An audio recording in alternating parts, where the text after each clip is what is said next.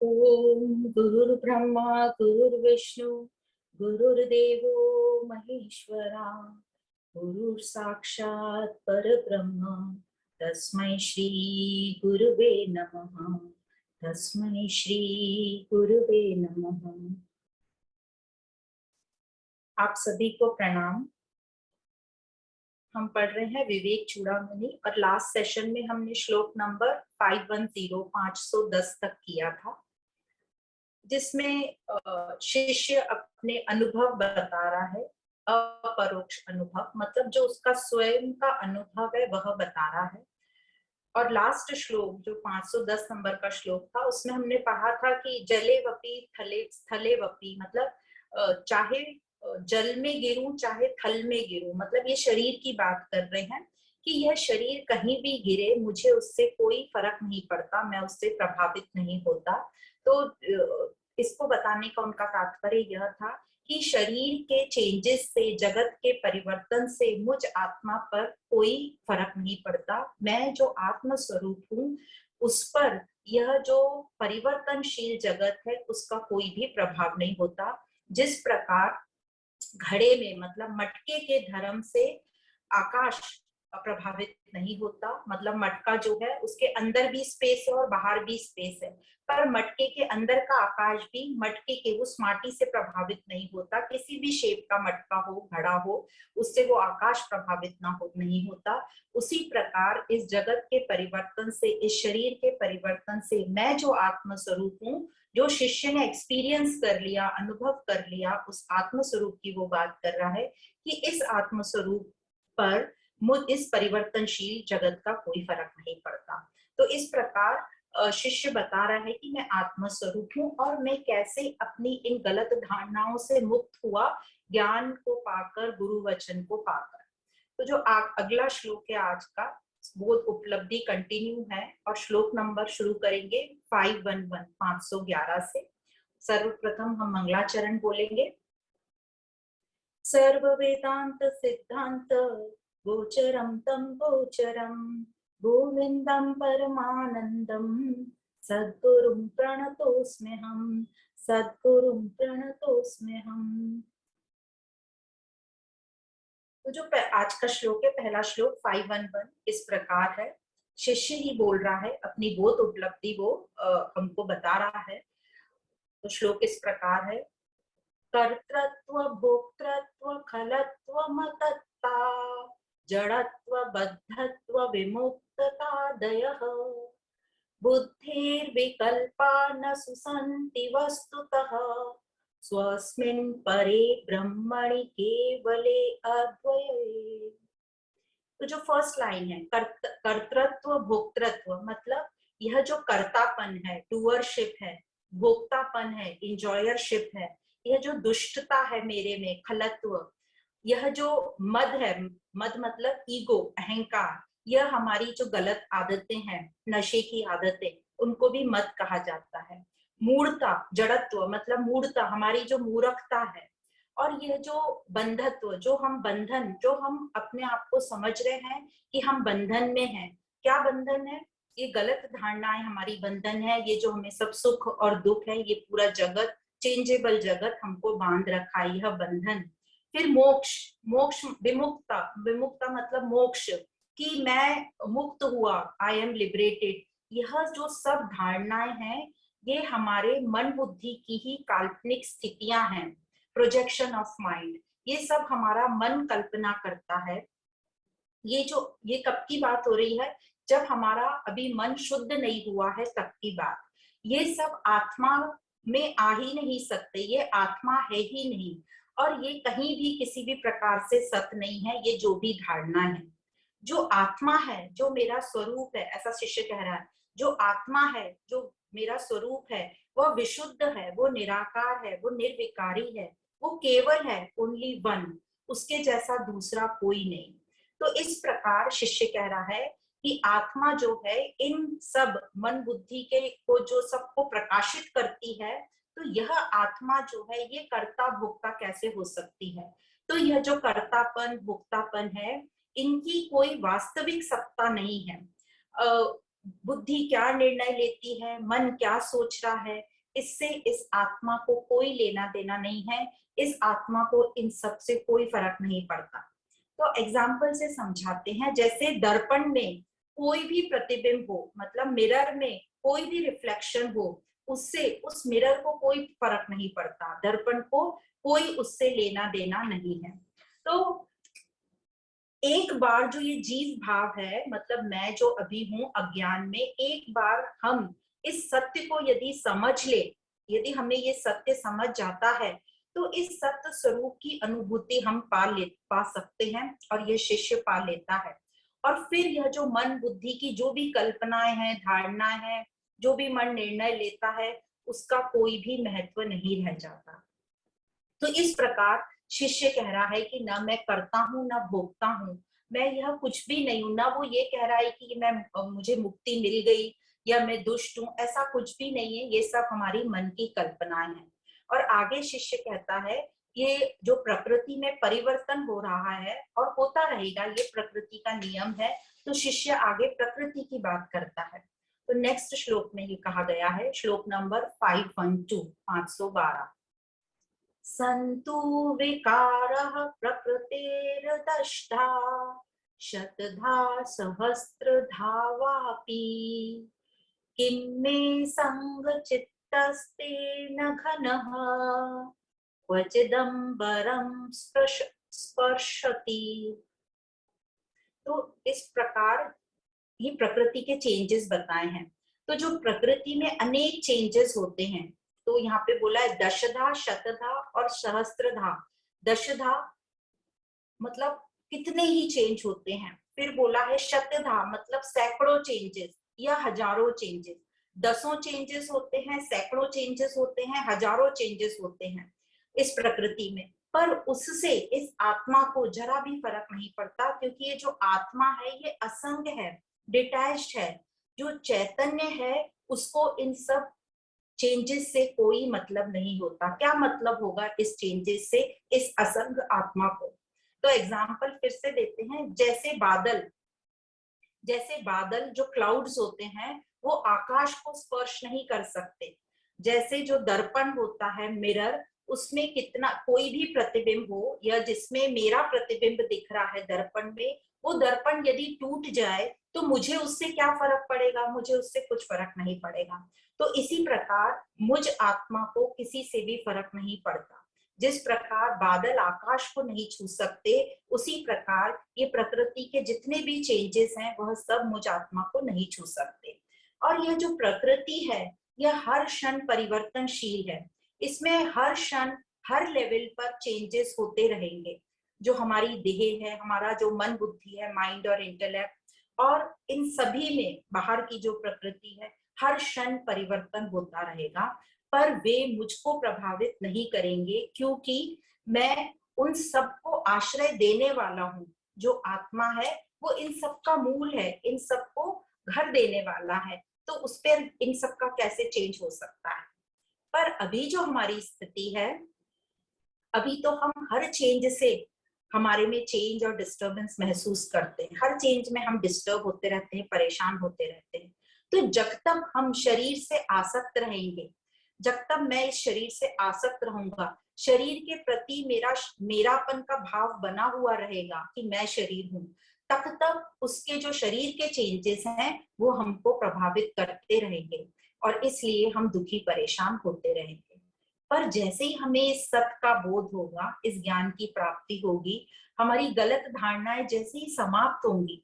क्या धारणाएं थी? कि ये शरीर ही मैं हूँ, ये जगत ही सब सत्य है, ऐसी सब धारणाएं हमें थी। तो जब हमें सत्य का बोध होगा, मतलब मैं कौन हूँ का अनुभव होगा, तब हमारी स्थिति कैसी होगी? तो स्थिति यदि हम अपने डेली लाइफ के एग्जाम्पल में समझें, तो जिस प्रकार समझो हमारा कहीं जॉब पहले किसी दूसरे शहर में था, समझो पहले हमारा जॉब पूना शहर में था। अब जब हम पूना शहर में थे और वहां जॉब करते थे, तो जो वहां का जॉब था हमारा, तो उस जॉब में जो भी प्रॉब्लम्स आती थी उस ऑफिस में, वह सब हमारी प्रॉब्लम थी और हम उससे परेशान होते थे। अब कुछ टाइम बाद हमारा ट्रांसफर पूना से मुंबई हो गया। तो जब हम मुंबई आ गए, तो उसी वक्त जो पूर्णा की जितनी भी हमारी चिंताएं थी, पूर्णा के ऑफिस में जो भी हमें परेशानी थी, वो सब परेशानियां एकदम खत्म हो गई हमारी। क्यों खत्म हो गई? क्योंकि हमारा एड्रेस चेंज हो गया। तो उसी प्रकार बोध होने पर जो हमारा एड्रेस होता है वो चेंज हो जाता है। अभी तक हमारा एड्रेस क्या है कि मैं शरीर हूँ, ये सब सत है, ये सब मेरा है। तो पहले मतलब अभी तक हमारा जो है जीव भाव है, पर ज्ञान होते से ही हम आत्म भाव में आ जाएंगे। तो पहले जो शिष्य था उसका जीव भाव था एड्रेस, पर ये ज्ञान होते से ही वो आत्म भाव में आ गया। तो वो पहले सब शरीर को सत मानता था, शरीर की उपाधियों से उसे क्लेश होता था, सब उसे लगता था कि सब मेरे हिसाब से चले, और इसलिए हर वक्त वो परेशान रहता था। पर अब उसका जो एड्रेस है वो चेंज हो गया, वो आत्मा में आ गया। इसलिए अब वह जो मन बुद्धि के क्लेश थे, अब उसके खुद के क्लेश नहीं रह गए, क्योंकि अब उसका एड्रेस ही चेंज हो गया। वो अपने को शरीर नहीं मान रहा है, वो अपने आप को आत्मा मान रहा है, उसको स्वयं का अनुभव हो गया। तो इस प्रकार शुद्ध चैतन्य आत्मा में ही सब कुछ है, और मैं भी यही शुद्ध चिदात्मा हूँ, जिसको यहाँ चिदम्बरम कहा है। चिदम्बरम मतलब चिद मतलब असंगता, और अंबरम मतलब आकाश। तो आकाश मतलब निर्लिप्त। तो मैं यह निर्लिप्त आकाश की तरह हूँ, मैं आत्मा जो हूँ असंग हूँ, निर्लिप्त हूँ।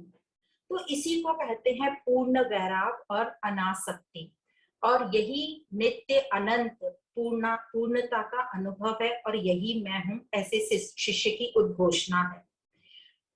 तो यहाँ पर अभी तक हम ये समझ रहे हैं कि जो आसक्ति है, अटैचमेंट है, यह हमारा रियल नेचर हो ही नहीं सकता। हमने अभी तक देखा है कि प्रकृति में कोई भी किसी से आसक्त नहीं रहता। जैसे हम किसी में कोई दो चीजों की मिलावट करें, तो वो दो चीजें मिलती ही नहीं, और यदि मिल भी जाती हैं तो एक प्रक्रिया करने से वो दोनों चीज सेपरेट हो जाती हैं। जैसे दूध और घी को हम मिलाएंगे तो वो मिलता ही नहीं है, और मिल भी गया तो हम उसको सेपरेट कर सकते हैं आसानी से। फिर दूध में यदि पानी मिलाया जाए तो हमको किसी को पसंद नहीं आएगा, और पानी मिला हुआ दूध हम वैसे ही समझ जाएंगे कि इसमें पानी मिला हुआ है। और पानी और दूध को यदि उबाला जाए, यदि दूध में पानी मिला हुआ है और उसको उबाला जाए, तो पानी फटाफट इवोपरेट हो जाएगा, तो वो जल्दी जल्दी अलग भी हो जाएंगे। तो अटैच होती भी है प्रकृति, तो डिटैच होना जानती है। तो इसी प्रकार हम भी देखते हैं हमारे शरीर और इंद्रियों में कभी भी जो खुशबू होती है वो नाक से कभी आसक्त नहीं होती, अटैच नहीं होती। जो रंग रूप होते हैं वो हमारी आंखों से या दृष्टि से अटैच नहीं होते। तो यह जो अटैचमेंट है, ये हमारा मन की कल्पना है, हमारा भ्रम है, इल्यूजन है। तो जो भी हम जीवन में अनुभव करते हैं, वह वस्तु का या व्यक्ति का जो भी हमें एक्सपीरियंस होता है, वो हमारे ब्रेन में एक छवि छोड़ देता है, एक इमेज छोड़ देता है, एक चित्र छोड़ देता है। और ये जो इमेज होती है, ये जो छवि होती है, ये जो चित्र होता है, यह रियल नहीं होता, ये तो एक रिफ्लेक्शन होता है। और यह जो छाया, छवि या चित्र होता है, यह कभी भी उससे अटैच नहीं होता जिस पर वह पड़ता है। जैसे हमने देख लिया कि मिरर जो है, मिरर में रिफ्लेक्शन होता है, पर मिरर उससे अटैच नहीं होता। उसी प्रकार हम देखते हैं, जैसे टीवी स्क्रीन पर हम दृश्य देखते हैं, नदी, समंदर, बर्फ, आग, हम सब देखते हैं, पर स्क्रीन उस सब से प्रभावित नहीं होती। न ही वो समंदर से गीली होती है, न ही बर्फ से ठंडी होती है, न ही आग से जलती है। तो इसी प्रकार हम देखते हैं दर्पण में हमारा हमको प्रतिबिंब दिखता है, रिफ्लेक्शन दिखता है, पर दर्पण हमारे रिफ्लेक्शन को कभी भी पकड़ के नहीं रखता। हम वहां से हटे तो हमारा रिफ्लेक्शन भी हटा। क्यों पकड़ के नहीं रखता है? क्योंकि यह सब एक छाया चित्र है, एक इमेज है जो दिखाई दे रही है, मतलब अपीयर्स, प्रतीत हमें हो रही है, पर है नहीं, उसका एग्जिस्टेंस नहीं है। तो जो है ही नहीं उसको कैसे पकड़ सकते हैं? तो इससे समझ में आता है कि हमारा जो नेचर है, रियल नेचर, वो आसक्ति का है ही नहीं, वो निर्लिप्तता का है। तो इसी प्रकार प्रकृति में कुछ भी हो, जन्म से लेके मृत्यु तक जो 6 स्टेजेस आती हैं हमारी, जन्म, फिर बालपन, वृद्धि होती है हमारी, फिर जवानी आती है, फिर जरा मतलब बुढ़ापा आता है, फिर व्याधि आती है मतलब रोग लगते हैं, और फिर मृत्यु। तो ये जो भी चेंजेस होते हैं हमारे जीवन में, उससे मुझ आत्मा में, शिष्य कह रहा है, मुझ आत्मा को ये सब प्रभावित नहीं करते, जैसे बादल आकाश को प्रभावित नहीं कर सकता। तो हमें इसी को बार बार समझना है प्रकृति का एग्जाम्पल लेके, और यही प्रैक्टिस करना है कि जो नाम रूप है, उपाधियां हैं, ये सब बादल की समान है, यह सब से मुझे आसक्त नहीं होना है। तो हमको अपनी अपनी आसक्ति ढूंढनी है कि हम किस किस चीज पे कहाँ कहाँ कैसे कैसे आसक्त हैं या कब आसक्त हो जाते हैं, तो उसको लेकर हमें चेक करना है और धीरे धीरे अपनी आसक्ति पर काम करना है। तो अब आगे चलते हैं, देखते हैं अब आगे शिष्य क्या बोल रहा है। श्लोक नंबर 513 513। अव्यक्तादि स्थूल पर्यन्तमेतत् विश्वं यत्राभास मात्रं प्रतीतम् व्योम प्रख्यं सूक्ष्मं माधन्तहीनं ब्रह्म अद्वैतं यत् देवा अहमस्मि। तो पहली लाइन है अव्यक्त, अव्यक्त आदि, अव्यक्त से लेकर स्थूल तक। मतलब अव्यक्त क्या है, तो हम सबने पढ़ा है अव्यक्त, हमने किसको बोला था, अव्यक्त नामनी परमेश शक्ति, माया को हमने अव्यक्त बोला था। तो माया जो हमें दिखाई नहीं देती, जो अव्यक्त है, अव्यक्त से लेकर स्थूल पर्यंत, मतलब स्थूल भूत तक, यह जो समस्त विश्व है, यह समस्त विश्व जिसमें छाया मात्र प्रतीति हो रही है, तथा जो आकाशवत से भी सूक्ष्म और अति सूक्ष्म है, अनंत है, विहीन है, वह अद्वैत ब्रह्म है। तब इसको हम समझते हैं। तो वो कह रहे हैं जो पूरा विश्व है, यह पूरा विश्व क्या है, इसमें क्या क्या आता है, तो अव्यक्त से लेकर स्थूल भूत तक, मतलब जो माया है और जो ग्रॉस पूरा हमें जगत, स्थूल जगत दिखाई देता है, तो इस जगत में, इस विश्व में सभी पदार्थ आ सकते हैं। तो क्या क्या आते हैं विश्व में पदार्थ, तो ये संपूर्ण जगत आ जाता है, हमारी सभी इंद्रियां, शरीर, यह सब आ जाता है, हमारे मन बुद्धि आ जाते हैं, जो अनुभव ज्ञान लेने के उपकरण हैं, और अनुभव की सभी वस्तुएं, मतलब सभी ऑब्जेक्ट, सेंस ऑब्जेक्ट्स आ जाते हैं, और ये जो उपकरण है हमारे मन बुद्धि और इंद्रियां, इनको सेंस ऑर्गन कहते हैं। तो सभी सेंस ऑर्गन आ जाते हैं, सेंस ऑब्जेक्ट आ जाते हैं, और यही सब मिलकर विश्व कहलाता है। और ये जो विश्व है, ये ब्रह्म का ही आभास मात्र है, हमें प्रतीत हो रहा है, हमें दिखाई दे रहा है, पर वो है नहीं, बस ब्रह्म की प्रतीति है। ये हमारी कल्पना का आभास मात्र है जो दिखाई देता है, पर वास्तविकता तो यह ब्रह्म ही है, सत्स्वरूप ही है, परम सत्स्वरूप ही है। और जो प्रकृति जो हमें सब दिखाई दे रही है, हम समझ गए कि उसका रिफ्लेक्शन है, उसकी प्रतीति है, उसकी अभिव्यक्ति ही है यह पूरा जगत और यह पूरी प्रकृति, और ब्रह्म ही इसका मूल है। पर अब क्वेश्चन आता है, जब प्रकृति ब्रह्म ही है तो क्या हुआ, हम उससे अटैच हो गए, तो हम सब देख रहे हैं उससे अटैच हो गए तो क्या हुआ। तो प्रॉब्लम ये आ जाती है कि ये जो प्रकृति है ये चेंजेबल है, और जो ब्रह्म, जो मैं हूँ, मुझसे जो ये पूरी प्रकृति है, ये परमानेंट है। तो हम यह भी भूल जाते हैं कि मैं ब्रह्म हूँ, मैं परमानेंट हूँ, हम यह भी भूल जाते हैं कि ये प्रकृति चेंजेबल है। अब जब जो परमानेंट चेंजेबल के साथ जब अपना रिश्ता बना लेता है या अटैच हो जाता है, तो उसको ये चेंजेबल प्रकृति अच्छी नहीं लगती, और जैसे ही प्रकृति चेंज होती है तो वो दुखी होता है, परेशान होता है, क्योंकि वो भूल गया कि मैं ब्रह्म हूं और प्रकृति चेंजेबल है। तो इस प्रकार यह ज्ञान से ही हमको याद आता है कि ये ब्रह्म मूल है, परमानेंट है, नित्य है, और ये प्रकृति चेंजेबल है। ये प्रकृति ब्रह्म की प्रतीति है, अभिव्यक्ति है, पर ब्रह्म नहीं है। उस ब्रह्म पर, यह ब्रह्म की प्रतीति है जिस पर सभी कल्पनाएं अध्यस्त हैं, अध्यारोपित हैं। तो यह जो प्रकृति है, यह जो विश्व है, यह इस ब्रह्म का वास्तविक स्वरूप नहीं है। ब्रह्म का वास्तविक स्वरूप तो क्या है, सूक्ष्म से भी सूक्ष्म, अति सूक्ष्म और अंत रहित और अद्वैत है। पर प्रकृति में तो द्वैत है, तेरा मेरा है, पर ये जो ब्रह्म है अद्वैत है। पर प्रकृति जो है उसी की क्रिया शक्ति है, माया से ही हमें ये प्रकृति आई है, अव्यक्त नामनी परमेश शक्ति। तो ये जो प्रकृति है ये परमात्मा की क्रिया शक्ति ही है, और उसकी क्रिया शक्ति होने से वह उस ब्रह्म से अलग नहीं है। इसलिए जब भी ब्रह्म हम बोलते हैं तो ब्रह्म हमेशा अपनी इस अव्यक्त शक्ति के साथ ही है।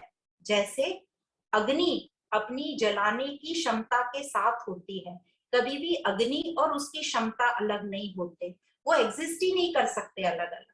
तो उसी प्रकार यह जो ब्रह्म है उसी की शक्ति है ये माया प्रकृति, पर ब्रह्म से वो अलग नहीं है, पर ब्रह्म प्रकृति नहीं है।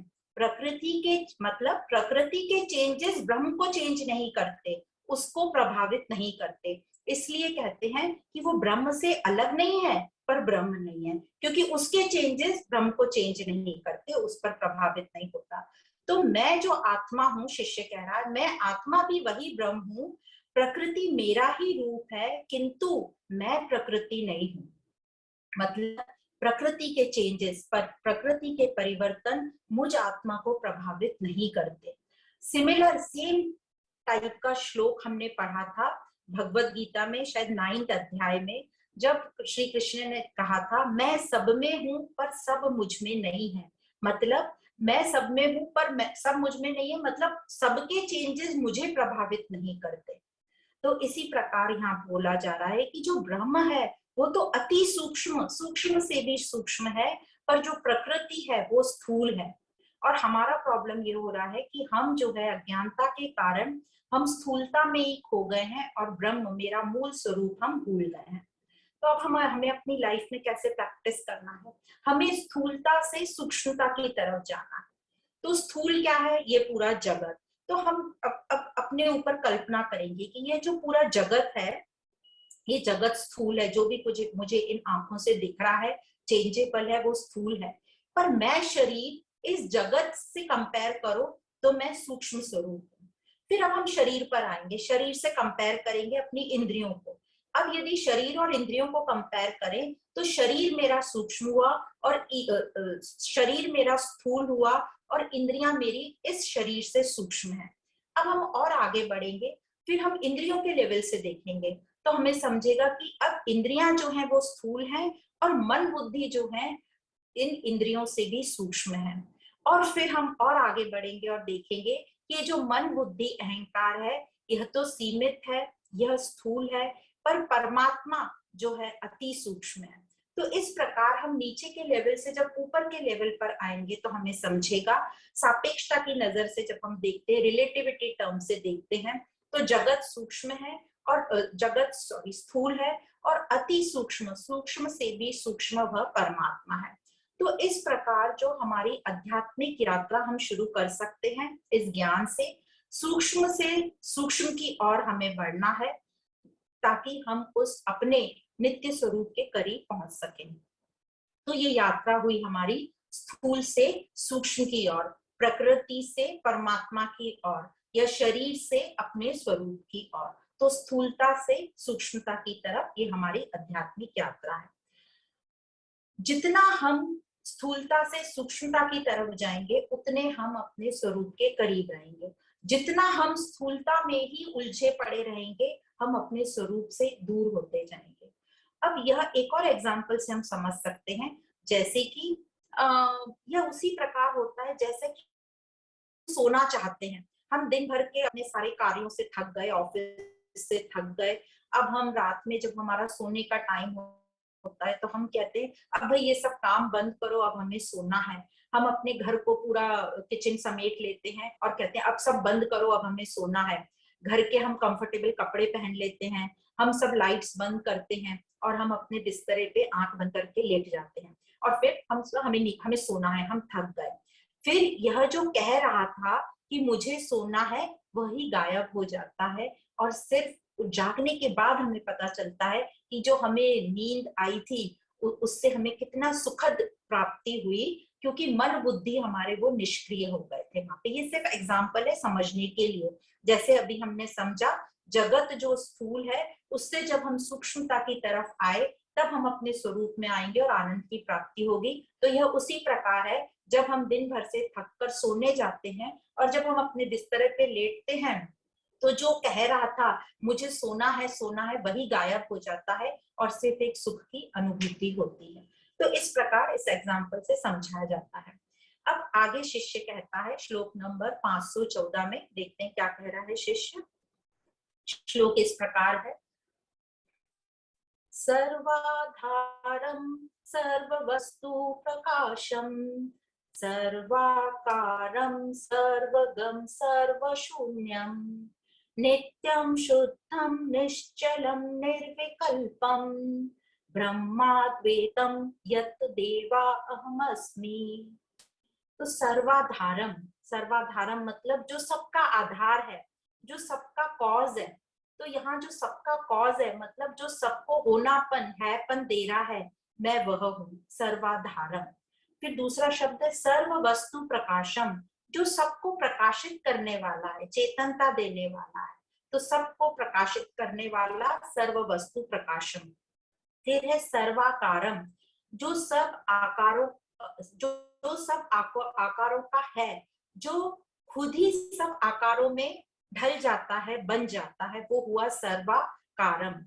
फिर है सर्वगम, मतलब जो सर्वव्यापी है, सब उसी में है, पर वह किसी प्रभावित नहीं होता, इसलिए सर्वशून्यम, द्वैत रहित है, आसक्ति रहित है।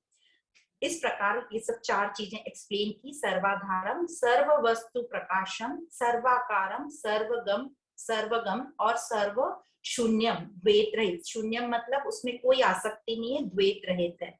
फिर है नित्यम, नित्यम मतलब हमेशा, शाश्वत, परम, जो कभी बदलता नहीं है।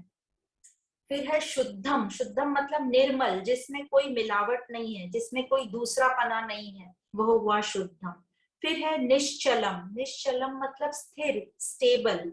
फिर निर्विकल्प, विकल्पम, विकल्पम मतलब विकार, तो निर्विकल्पम मतलब अविकारी। तो शरीर में, जगत में अच्छा हो या खराब हो, इस सत परम स्वरूप में ये अच्छा खराब उसके लिए कुछ नहीं है।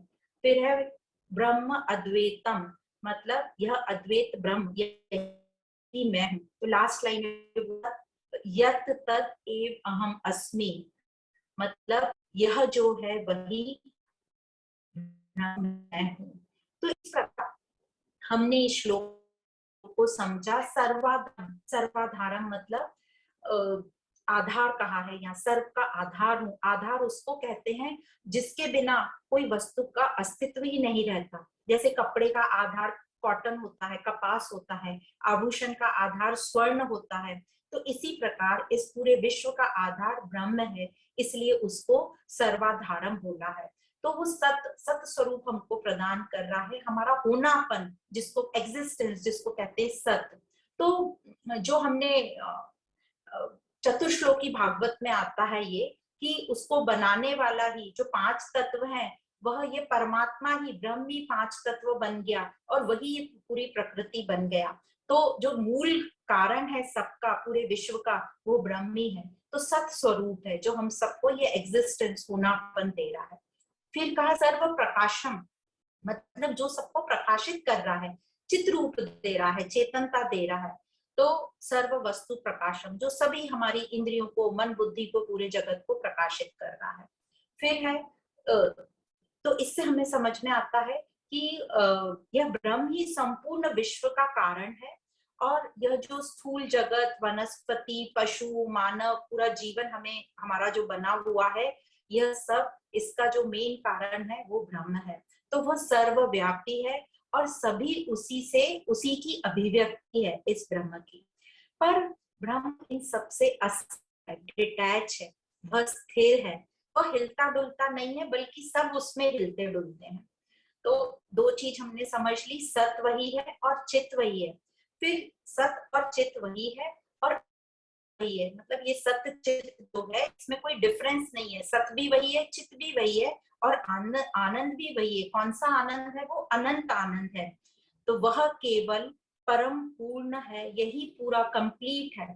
तो यही ब्रह्म जो परम है, पूर्ण है, वही मैं हूँ, ऐसा शिष्य बोल रहा है, जो अद्वैत है, इसमें कोई भेद नहीं है, द्वैत भाव नहीं है। हमारे में तो अभी बहुत भेद है, द्वैत भाव है। क्यों है हमारे में? क्योंकि अभी जो है हम माया में उलझे हुए, माया से हम ग्रस्त हैं, अभी हमारा ज्ञान जो है हमें पूरी तरह हुआ नहीं है, इसलिए। तब आगे शिष्य कहता है श्लोक नंबर 515 515 यत् प्रत्यस्ताशेष माया विशेषम प्रत्यग्रूपम प्रत्ययागम्यमानम सत्य ज्ञानानंतमानंद रूपम ब्रह्माद्वैतम यत्तदेव अहमस्मि। तो यहाँ ये कह रहा है शेषी, यह जो ब्रह्म है सभी माया के भेदों से रहित है। तो जो भी हमें विशेषताएं दिखती हैं वह सब माया के कारण ही हमें दिखती हैं। तो यह जब माया पूरी तरह अस्त हो जाती है, मतलब सभी भेदों से जितने भी हमें भेद इस संसार में दिखाई देते हैं वह सब ब्रह्मवश माया के ही कारण देते हैं, और मूढ़ बुद्धि के कारण मतलब अज्ञानता के कारण हमको बाहर ये भेद दिखाई पड़ते हैं। पर जैसे ही ये सब माया अस्त होती है, कैसे अस्त होती है, जैसे सूर्य अस्त होता है, तो वैसे ही बोल रहे हैं माया जैसे ही समाप्त होती है, अस्त होती है। तो कैसे अस्त होगी, जब हमारा विवेक जागृत होता है तब ये माया का पर्दा हट जाता है और हमें एकत्व का ज्ञान होता है, और तभी हमें सत्य की अप्रोक्ष अनुभूति होती है। और यह जो द्वैत संबंधी सारे हमारे भ्रम है, गलत धारणा है, वे दूर होते हैं। तो ब्रह्म को, सत्य को, आत्मा को हम गुण धर्म से नहीं समझ सकते, न ही इस बुद्धि से हम समझ सकते हैं। उसको तो सिर्फ हम साक्षात अनुभव ही कर सकते हैं। यह कोई वस्तु नहीं है ब्रह्म जिसको हम आंखों से ऐसे देख लें। तो इस प्रकार कहा जा रहा है कि यह जो ब्रह्म है सिर्फ इसको हम अनुभव कर सकते हैं, क्योंकि वह तो स्वयं प्रकाशक है और उसी से सब जाना जाता है। क्योंकि हमारी जो बुद्धि है वो भी ब्रह्म से प्रकाशित है, तो इस दूषित बुद्धि से हम उस ब्रह्म को नहीं समझ सकते। एक लेवल तक हम वहां जा सकते हैं, सत्वगुण तक। उसके बाद जो है हमारी अपने ऊपर कृपा जिसको कहते हैं, जब हमारा चिंतन मंथन शुरू रहेगा तब ईश्वर की कृपा हमारे पर होगी और हम उसका अनुभव कर पाएंगे। इसलिए कहा जाता है उसे अन्य किसी उपकरण से देखा नहीं जा सकता अथवा जाना नहीं जा सकता, उसको तो अप्रोक्ष अनुभव ही किया जा सकता है। और शिष्य कहता है मैं आत्म स्वरूप होने से मैं भी वही अद्वैत ब्रह्म ही हूँ। तो इस प्रकार शिष्य बार बार उद्घोषणा कर रहा है कि मैं भी वही अद्वैत ब्रह्म हूँ। आगे शिष्य कहता है श्लोक नंबर 516 516 में, निष्क्रियोऽस्म्य अविकारोऽस्मि निष्कलोऽस्मि निराकृतिः निर्विकल्पोऽस्मि नित्योऽस्मि निरालंबोऽस्मि निर्द्वयः। तो शिष्य अपनी आत्मा का अनुभव बता रहा है, और यहाँ पर शिष्य का ऐसा कहना है कि अभी तक जो मेरा संबंध था देह मन बुद्धि के साथ रखने के कारण मैं अपने को देह मन बुद्धि मान बैठा था, समझ रहा था। पर इस ज्ञान से, इस ब्रह्म ज्ञान से ब्रह्म के साथ मेरा संबंध हो गया, और जैसे ही ब्रह्म संबंध हो गया मेरी यह जो देह उपाधि है ये समाप्त हो गई।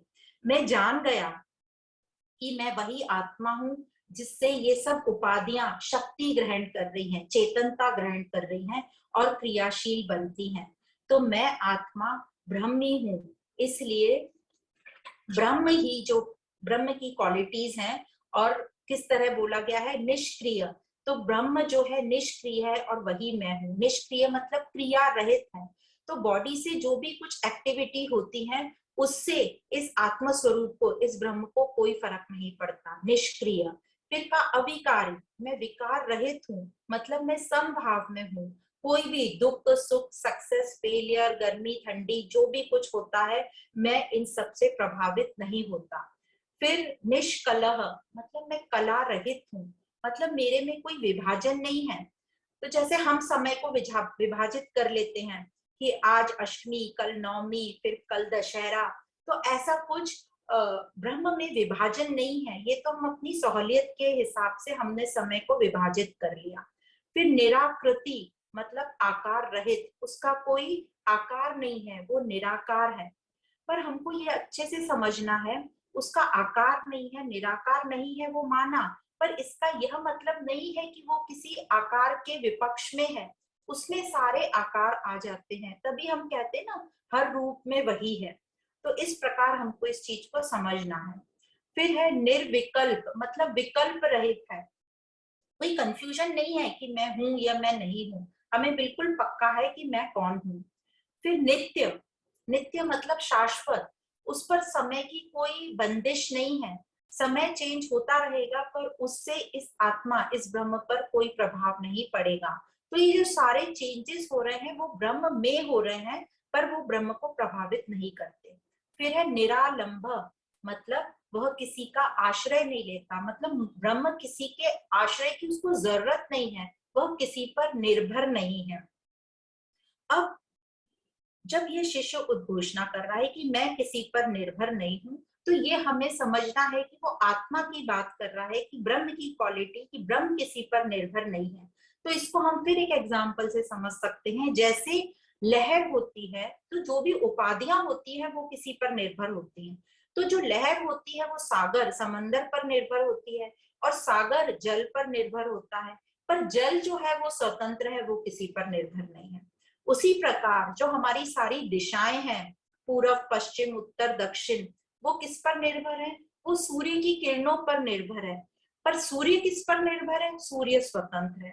उसी प्रकार जो हमारे रूप रंग हम सब देखते हैं, वो हमारी दृष्टि पर निर्भर है, पर दृष्टि स्वतंत्र है।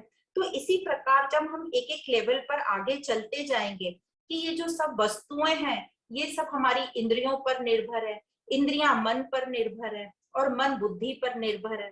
तो जैसे जैसे हम ऊपर जाएंगे नीचे की श्रेणी से, तो हम देखते हैं नीचे वाला ऊपर पर निर्भर है। तो जब हम बुद्धि के लेवल पर जाएंगे, तब हम कहते हैं कि ये बुद्धि परमात्मा पर निर्भर है। तो ये जो हमारा स्वयं का स्वरूप है, यह स्वतंत्र है, इंडिपेंडेंट है। ये किससे इंडिपेंडेंट है? ये हमारे जीव भाव से स्वतंत्र है। तो इस प्रकार हम स्थूल से फिर से तत्व की तरफ पहुंचे, स्थूल से अति सूक्ष्म, सूक्ष्म से भी सूक्ष्म उस परमात्मा की तरफ पहुंचे। तो हमने देखा कि जो छोटी चीजें वो बड़ी पर निर्भर करती है, उनसे उच्च श्रेणी वाले पे निर्भर करती है। तो जगत से शरीर पर आए, शरीर से इंद्रियां, इंद्रियों से मन बुद्धि, और फिर बुद्धि और अहंकार से हम परमात्मा की तरफ पहुंचे।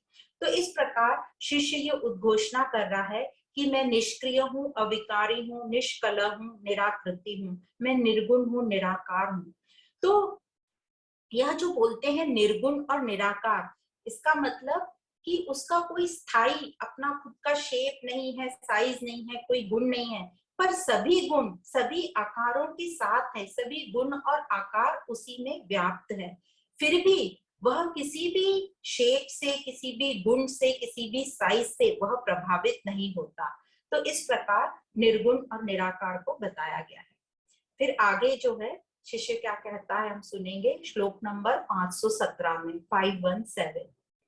सर्वात्मको हम सर्वोहम, सर्वातीतो हम अद्वयः, केवलाखंड बोधो हम, आनंदो हम निरंतरः।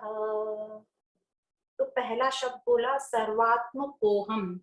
सर्वात्मकोहम मतलब मैं ही सबकी आत्मा हूँ, मतलब जो होनापन है वह मैं ही हूँ। तो सबका होनापन मैं ही हूँ, मतलब मूल जो है, बेस सबस्ट्रेटम मैं ही हूँ।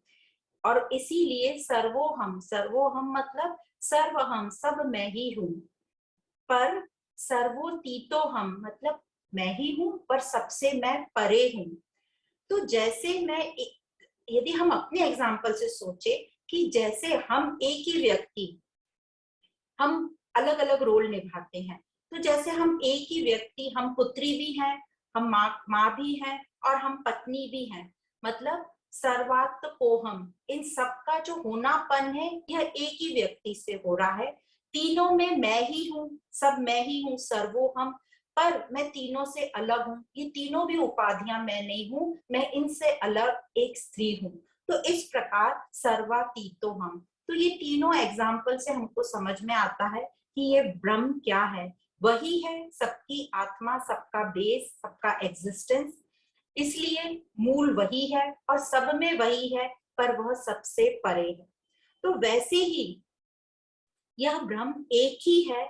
और आगे बोला है केवला अखंड बोधो आनंदो हम निरंतर। तो एक ही, केवला मतलब एक ही हूं मैं, अखंड आनंद हूं मतलब अखंड मतलब अविभाजित, और आनंद निरंतर हूं, निरंतर मतलब सतत, और ज्ञान स्वरूप हूं, बोधो हम ज्ञान स्वरूप हूं। तो ये कौन सा आनंद की बात कर रहे हैं? जो कोई वस्तु का आनंद नहीं है, इसलिए इसको कहते हैं सतत आनंद। निरंतर क्यों रहेगा? क्योंकि ये कोई वस्तु पर निर्भर नहीं है, इसलिए इसको कहा जाता है वस्तु निरपेक्ष आनंद, अखंड आनंद। वह अखंड आनंद मैं ही हूँ। तो यह जो आनंद हमें प्राप्त हो रहा है अपने स्वरूप को जानकर, यह किसी वस्तु पर आधारित नहीं है, इसलिए यह निरंतर है। अब हमारा जो आनंद है यह कैसा रहता है? यह हमारा आनंद आता जाता रहता है, हमेशा कांस्टेंट नहीं आता, नहीं होता। पर यह जो आनंद है यह किसी पे डिपेंडेंट नहीं है। हमारा आनंद वस्तुओं पर, व्यक्तियों पर डिपेंडेंट है, इसलिए आना जाना करता है। तो अब हम इस आनंद को कैसे ला पाएंगे? तो इसका जो तरीका बता रहे हैं ज्ञान में, कि जब हम स्वीकार भाव में रहेंगे, एक्सेप्टेंस मोड में रहेंगे, हमारे एक्सपेक्टेशंस नहीं रहेंगे और हमारी शिकायतें बंद होंगी, तभी हमारा जो आनंद है ये थोड़ा सा कंटिन्यूस आनंद हो सकता है। जैसे अभी हमारा आनंद जो है, क्योंकि हम शिकायतों से भरे हुए हैं, हम स्वीकार नहीं करते, इसलिए हमारा जो अभी का आनंद है वो क्षणिक आनंद है, टेम्पररी। पर यह अखंड आनंद जो होता है निरंतर आनंद है, क्योंकि यह किसी वस्तु व्यक्ति पर डिपेंडेंट नहीं है, निर्भर नहीं है, यह रिलेटिविटी पर डिपेंडेंट नहीं है, ये सापेक्षता का आनंद नहीं है, मतलब प्रकृति का आनंद नहीं है। वह मेरा स्वरूप का आनंद है, सच्चित आनंद स्वरूप, और वही आनंद मैं हूं, ऐसा शिष्य उद्घोषणा कर रहा है। मैं वही ब्रह्म हूं। आगे के श्लोक में देखते हैं शिष्य क्या कहना चाह रहे हैं। श्लोक नंबर 518। स्वराज्य साम्राज्य विभूतिरेषा भवत्कृपा श्री महिम प्रसादात् प्राप्ता मया श्री गुरुवे महात्मने नमो नमस्ते स्नु पुनर्नमोस्तु। तो यहाँ शिष्य कह रहे हैं कि स्वराज्य साम्राज्य विभूति रेशा, मतलब स्वराज्य मतलब अपना स्वयं का राज्य। तो वेदों में स्वराज्य किसको कहा है? वेदों में स्वराज का मतलब होता है अपना स्वरूप, अपनी सत्ता, और साम्राज्य का मतलब होता है बाहर की वस्तुओं पर अपना कंट्रोल। तो इस प्रकार शिष्य कह रहा है गुरु से, हे गुरुदेव, आपकी कृपा से स्वराज्य और साम्राज्य के वैभव को मैं प्राप्त हुआ। विभूति को वैभव भी कहते हैं। तो आपकी कृपा से मुझे साम्राज्य और स्वराज्य के वैभव को मैंने प्राप्त किया। तो पहला शब्द स्वराज्य, मैंने अपने दिव्य स्वरूप को जान लिया। तो मैंने अपने दिव्य स्वरूप को जान लिया, शिष्य का यहाँ कहने का मतलब है ज्ञान से मेरा अज्ञान समाप्त हुआ, मेरी सभी धारणाएं, गलत धारणाएं समाप्त हुई। जो मन बुद्धि मेरे कंट्रोल से बाहर थे और मुझे परेशान होती थी, मन बुद्धि के विचारों से मैं दुखी होता था, तो मेरी अंदर की जो स्थिति थी वो भी बहुत ही हिलती डुलती रहती थी, मैं इमोशनल टर्मोइल में था। पर इस ज्ञान से ये सब समाप्त हुआ और मैं अंदर से फ्री हुआ, मेरे मन बुद्धि से मुक्त हुआ। तो इसको कह रहे हैं स्वराज्य, मुक्त हुआ मैं इन सब से, गलत धारणाओं से। तो इसको कहा जा रहा है स्वराज्य, मैंने अपने स्वरूप को जान लिया। फिर कहा और यह भी मैंने जान लिया कि पूरे जगत पर मैं राज्य करने वाला हूँ, मतलब इस पूरे जगत को नियंत्रित करने वाला मैं हूँ। तो यह कैसे हम समझेंगे कि ज्ञान न होने के कारण हम अभी संसार में अट्रैक्ट होते हैं, इतनी तीव्रता से हम संसार की तरफ भागते हैं, क्योंकि हम संसार को सच समझ रहे थे, इसलिए संसार के विषयों के पीछे हम भाग रहे थे। पर ज्ञान से हमको समझा कि जो संसार है वह परिवर्तनशील है। तो ज्ञान से हमने इस संसार को असत किया, मतलब हमने उस संसार पर विजय प्राप्त की, जिसको कह रहे हैं साम्राज्य। तो स्वराज्य और साम्राज्य की विभूति मतलब वैभव हमने प्राप्त किया। तो दो चीजें हमने जान ली, स्वराज्य और साम्राज्य, ऐसा शिष्य कह रहे हैं। और फिर आगे इसका मतलब ये हुआ कि मैंने अपने को जान लिया, शिष्य को अब ये समझ में आ गया कि मैं कौन हूँ, और इस जगत को जान लिया। और ये जगत को जानने का मतलब है कि ये जो जगत को जो मैंने जाना, वो मैंने ये जान लिया कि ये जो जगत है ये मेरा ही विस्तार है, मेरी ही विभूति है यह जगत। तो जो हमने 10th अध्याय में पढ़ा था, जहां भगवान श्री कृष्ण ने अपनी 84 विभूतियां बताई थी और सब में कहा था कि इन सब में मैं हूं। तो यहाँ पर यह जो शिष्य है जिसको बोध उपलब्धि हो गई है, वो अब अपने को जान गया, स्वरूप को, इस जगत को जान गया, मतलब यह जान गया कि यह जो जगत है ये मेरा ही विस्तार है और मेरी ही विभूति है। तो जो अभी तक हम कहते थे कि जिधर देखती हूँ उधर तू ही तू है, अब ये शिष्य की लैंग्वेज बदल गई, जिधर देखता हूँ उधर मैं ही मैं हूँ, ये वाली स्थिति आ गई है। तो इसका मतलब हमको ये समझ में आता है कि हमने सिर्फ स्वर्ण को नहीं जाना, बल्कि हर एक आभूषण को हमने जान लिया कि हर एक आभूषण के कण कण में स्वर्ण व्याप्त है।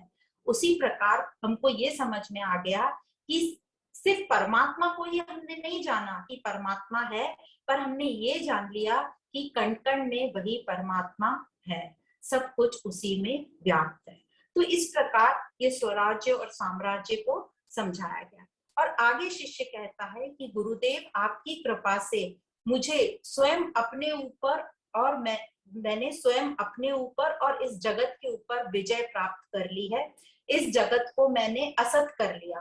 तो अभी तक जिसको मैं सत समझ रहा था और उसमें उलझ रहा था, अब उसको असत कर लिया, तो असत पर मैंने विजय प्राप्त कर ली।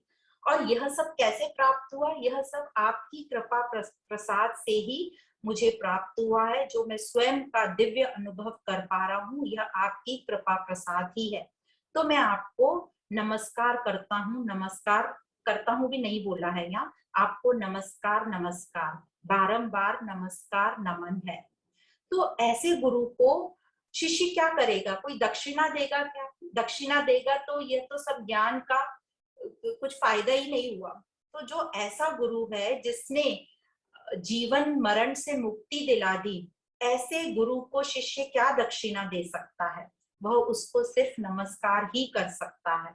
तो यहाँ जो बोल रहे हैं, शिष्य ने यह भी नहीं कहा कि मैं आपको नमस्कार करता हूँ, सिर्फ कहा आपको नमस्कार है, नमस्कार है, सिर्फ आपको नमस्कार है। तो यहाँ मैं करता हूँ दोनों हटा दिए गए, और यदि मैं करता हूँ बोलता यदि शिष्य, तो ये देने का भाव हो जाता। तो यह भी यहाँ पे समाप्त हुआ, आपको नमस्कार है, ऐसा शिष्य कह रहा है। अब आगे चलते हैं, शिष्य और क्या अपना अनुभव बताता है। श्लोक नंबर 519, 519। महास्वप्ने माया कृत जनि जरा मृत्यु गहने, भ्रमन्तं क्लिश्यन्तं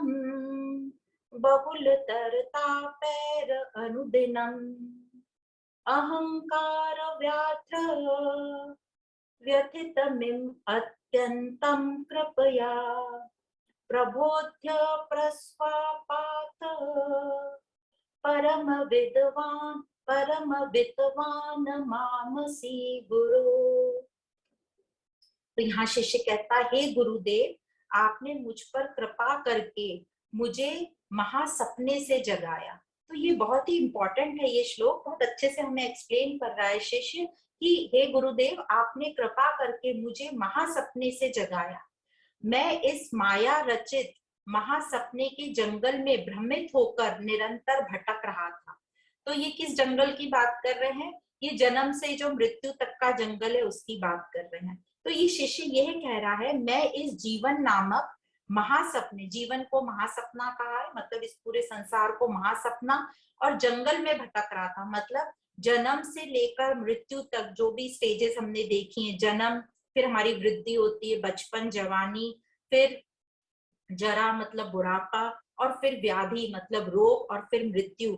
इन सब, यह जो भी सब हो रहे हैं, ये माया के कारण ही हो रहे हैं और मुझे निरंतर क्लेश देते रहे हैं ये।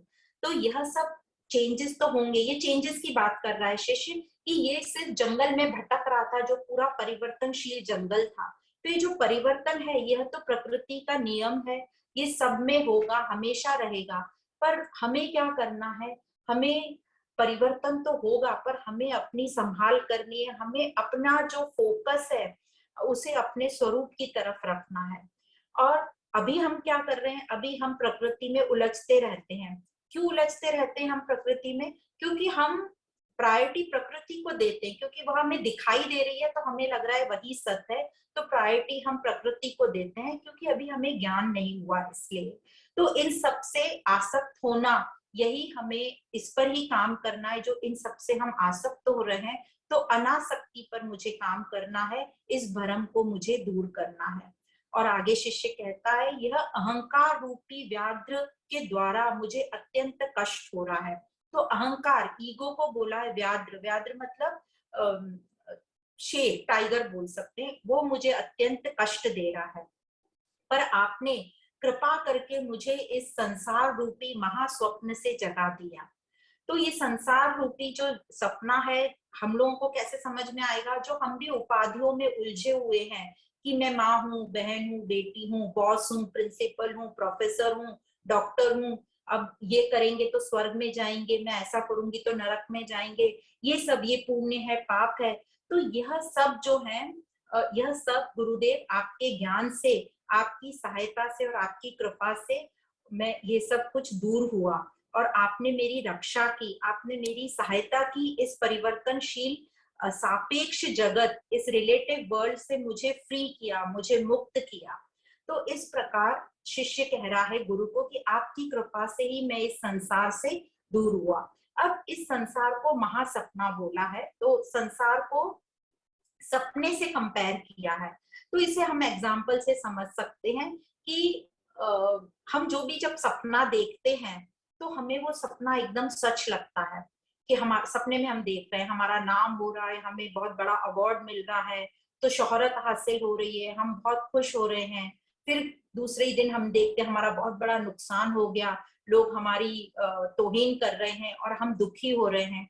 पर जैसे ही हम उस सपने से जागते हैं तो हमें ये पूरा सपना झूठा दिखता है, समझ जाता है कि इस सपने का कोई अस्तित्व नहीं है। तो उसी प्रकार जब हमारा यह जागृत सपना टूटेगा तब हम अपने नित्य स्वरूप को पा पाएंगे। फिर यह जो सब संसार है, ये जो जागृत में हम देख रहे हैं ये सब संसार है, ये लय होगा। अब यदि हम बात करें कि सपना टूटता कैसे है, तो यूजुअली हम देखते हैं नॉर्मल में जब हम सपना देखते हैं तो या तो कोई भयंकर दुर्घटना हो गई सपने में तब हमारा सपना टूटता है, या हम चलते चलते गिर पड़े तब सपना टूटता है, या किसी ने आके हमें जगा दिया तो वो सपना टूटता है। तो हम अभी ये जागृत अवस्था में हम देखते हैं अपनी लाइफ में कि जब तक सब कुछ अच्छे से चलता है तब तक हम ये अपना जागृत का सपना टूटने नहीं देते। जब कुछ ऐसी दुर्घटना हो जाती है या कुछ स्मूथ नहीं चलता है तब हमें जाग आती है। पर अब हम उस अनहोनी का वेट क्यों करें, और हम इस ज्ञान से, गुरु के वचनों से अपनी हम आध्यात्मिक यात्रा शुरू कर सकते हैं और हम इस महासपने को तोड़ सकते हैं। तो आगे शिष्य कहता है, हे गुरुदेव आपने मुझे जगा दिया। तो उसके लिए उस गुरु को धन्यवाद दे रहा है कि आपने मुझे इस महासपने से जगा दिया। और इस महासपने से जगाने के लिए शिष्य गुरु को बार बार नमस्कार कर रहा है, जो आगे के श्लोक में बताया गया है, श्लोक नंबर 520। श्लोक इस प्रकार है, नमस्तस्मै सदेकस्मै कस्मै चिन्महसे नमः यदेतत् विश्वरूपेण राजते गुरुराजते। तो शिष्य कह रहा, हे गुरुराज आपको प्रणाम। तो किस गुरु को प्रणाम कर रहा है शिष्य? जो सदा एक रस है, जो एक जैसा है, जो महान है, जो विश्व रूपेण राजते, मतलब जो संपूर्ण विश्व रूप में प्रकाशित हो रहा है। मतलब ये उस गुरु को प्रणाम कर रहा है जो उस गुरु के रूप में उसको पूरा जगत का अनुभव हो रहा है, जिस गुरु के रूप में उसको पूरा जगत की अभिव्यक्ति दिखाई दे रही है, इसलिए कहा है विश्व रूपेण, उन गुरु को मेरा प्रणाम। अब ये विश्व रूपेण जो बता रहे हैं, हमने सेम यही 11वें अध्याय में विश्व रूप दर्शन भगवत गीता में पढ़ा था। तो वहां श्री कृष्ण ने अर्जुन को दिव्य दृष्टि दी थी और कहा था कि पूरे विश्व को तुम मेरे इस एक अंश में देख लो। तो यही बात यहाँ पर कही गई है कि शिष्य उस गुरु को प्रणाम कर रहा है जिसमें उसको पूरी जगत को वो देख पा रहा है, पूरे जगत को अनुभव कर पा रहा है और पूरे जगत की अभिव्यक्ति उसे दिखाई दे रही है। ऐसे महान गुरु सत स्वरूप को मैं प्रणाम नमस्कार। तो वेदों में फिर से नमस्कार का मतलब आता है, जैसे हमने पहले भी पढ़ा था। नमस्कार का मतलब यहाँ यह है कि जिस प्रकार लहर समंदर को नमस्कार करेगी तो लहर का क्या होगा, लहर उसी में घुल जाएगी समंदर में, फिर से वह लहर हमें नहीं दिखाई देगी। तो उसी प्रकार जब शिष्य गुरु को नमस्कार कर रहा है तो जो शिष्य का अस्तित्व है वो समाप्त होता है और सिर्फ गुरु ही रह जाएगा। तो यहाँ स्टूडेंट पूरा डिसॉल्व हो गया और सिर्फ टीचर ही रहा। अब स्टूडेंट ही नहीं है, शिष्य ही नहीं रहा, तो गुरु गुरु थोड़ी ना कहलाएगा, तो गुरु भी नहीं रहा, वह टीचर भी डिसॉल्व हो गया। तो ये गुरु और शिष्य, स्टूडेंट और टीचर दोनों अद्वैत परम सत में समा गए। तो ये बहुत सुंदर वर्णन है कि ज्ञान के बाद जब शिष्य को अपरोक्ष अनुभूति होती है और शिष्य गुरु को नमस्कार करता है, तब गुरु को पता चल जाता है कि शिष्य को अनुभूति हो गई और शिष्य और गुरु दोनों शिष्य और गुरु नहीं रह जाते और वो परम तत्व अद्वैत में समा जाते हैं। तो ऐसे सत्य को बताने के लिए कोई शब्द है ही नहीं और हो सकते भी नहीं। और यहाँ पर गुरु को विश्व रूपेण कहा है, मतलब पूरा जगत, मतलब पूरा संपूर्ण जगत ही हमारा गुरु है। अब सीखना हमारा काम है। तो लर्निंग जो है, सीखना जो है, वो हमें करना है। यह पूरा जगत जो भी कुछ हमें दिखाई दे रहा है, हर चीज से सीखने की क्षमता ही गुरु कहलाता है, हमारी सीखने की कैपेसिटी ही गुरु कहलाता है। तो शिष्य वही कहलाता है जो हर जगह हर परिस्थिति से सीख ले। तो यहाँ पर शिष्य गुरु को नमस्कार करके यहाँ पर शिष्य का कथन समाप्त होता है और यह सब जो अनुभव गुरु ने शिष्य से सुना और शिष्य को प्रणाम करता हुआ देखकर गुरु अब फिर से अपना कथन शुरू करते हैं। गुरु फिर से कुछ कहते हैं शिष्य को कि आगे के जीवन में तुमने अब कैसा व्यवहार होना चाहिए, ये जीवन मुक्त को इस जगत के साथ किस प्रकार का संबंध रखना चाहिए। तो यह हम नेक्स्ट सेशन में कंटिन्यू रखेंगे। आज का सेशन हम यहीं पर स्टॉप करते हैं, यहीं पर विराम देते हैं। आप सभी को बहुत बहुत धन्यवाद एवं प्रणाम। ओम पूर्णमद पूर्णमिदं पूर्णात् पूर्णमुदच्यते पूर्णस्य पूर्णमादाय पूर्णमेवावशिष्यते। ओम शांति शांति शांति।